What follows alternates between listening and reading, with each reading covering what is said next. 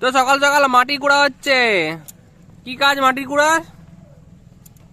মাটি কুড়া না, গাছের গোড়ার যে মাটি শক্ত হয়ে থাকে সেটা একটু কুড়ে দিলে যেহেতু ভালো মতন জলটা একদম গাছের গোড়ায় পর্যন্ত পৌঁছায়। আর মাটিটা শক্ত হয়ে থাকলে তো গাছটাও ঠিকভাবে বাড়তে চায় না। আর শুধু মাটি আছে না সার দেওয়া আছে কিছু? সার তো অনেক কিছুই আছে, কোকোপিট আছে, হাড় গুঁড়ো আছে। ও, তো ভালোই তো ছাদের মধ্যে ফুল গাছ লাগিয়েছেন ম্যাডাম। নিমখোল আছে। এটা কি ফুল? রক্তগেন্দা।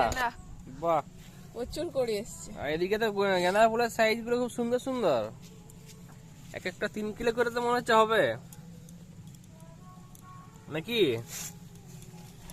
হ্যাঁ। হুম।